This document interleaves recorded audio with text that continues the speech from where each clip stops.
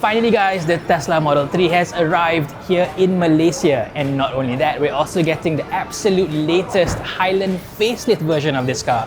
Malaysia is among the very first countries in the world to get it, with delivery starting before the end of this year.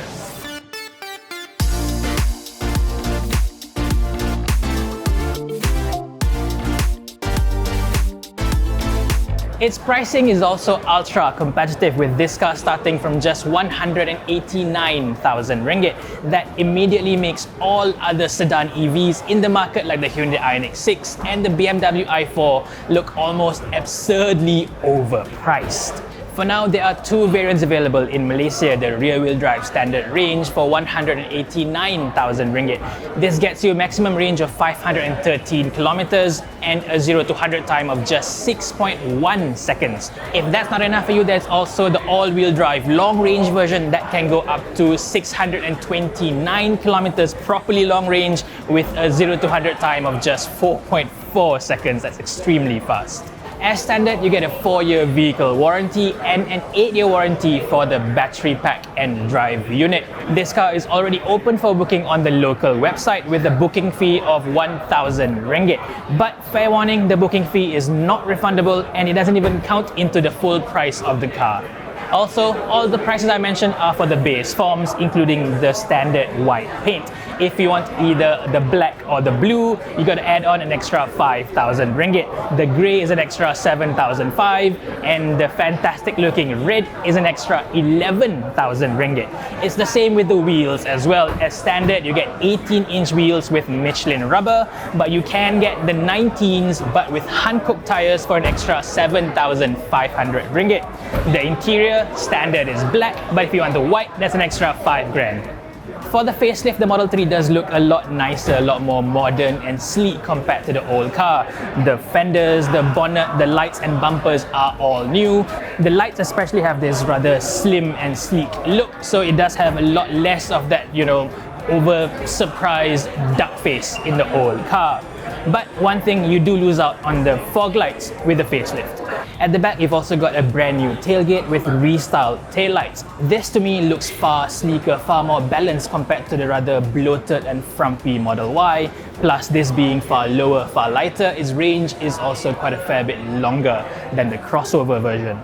Not to mention, this being a fresh facelift, it does look a lot newer than the Y. So between now until the Y gets its refresh, the bigger, more expensive version just looks a little bit outdated in compared to this. As for charging, this has the usual 11 kilowatt onboard AC charger, but for DC, Tesla claims that the standard range can get up to 170 kilowatts, while the long range can get up to 250 kilowatts. If you use a supercharger, Tesla claims you can get up to 282 kilometers back in just 15 minutes. But I will say this though, there is a big misaligned panel gap over here, so even after all these years, Tesla's build quality can still be a bit hit or miss, a bit inconsistent. The interior has been given a slight refresh as well. The steering wheel especially is new. Where the old car had a big T in the middle, it now spells out Tesla. You'll also notice there are no more signal stalks or even a gear selector behind the steering wheel over here. So to indicate, you actually have to press these two individual buttons on the steering wheel, left or right. Is that a good thing or a bad thing? Well, you tell me. You even control the lights and the wipers through buttons on the steering wheel now. As for selecting gears, believe it or not, it's now through the touchscreen. You swipe up for drive or swipe down for reverse. But just in case the screen fails, Tesla has also built in backup controls for the gears. You can just about see P, R and D buttons at the top here. As is usual for a Tesla, pretty much everything you can control are embedded within this massive touchscreen in the middle. You still don't get access to Apple CarPlay or Android Auto, but you do get Tesla's own native screen with traffic information. Plus, you've also got access to Netflix, Disney+, YouTube, and all that. You also have cameras all around the car, even Sentry mode, but like before, it's still missing the bird's eye view, top view, like in a regular 360-degree cameras from other cars. New for the facelift is the ambient lighting system all around the interior, which does look good and it's easily customizable to pretty much whatever color you want. The audio system is brandless because Tesla designed it by themselves, but you can get up to 17 speakers now, and because they didn't have to pay for any name brands or any royalties, their cost is kept even lower. The build quality actually feels a lot better, more consistent in here compared to the outside. The vegan leather on the seats, on the dashboard are all really nice and soft, and even the fabric inserts at the top of the dashboard and the door cards feel pretty high quality as well. Back here, legroom is pretty decent, although headroom is quite tight. For your reference, I am 167 centimeters tall. Compared to the absolutely massive Model Y, it definitely feels a lot tighter in the back of the Model 3. But compared to the pre-facelift Model 3, the backrest has been adjusted slightly, so it does feel a bit more comfortable back here. Still though, the high floor issue is still very much present. You do feel like you're almost squatting instead of sitting in the back here. Not quite perfect for long distance journeys.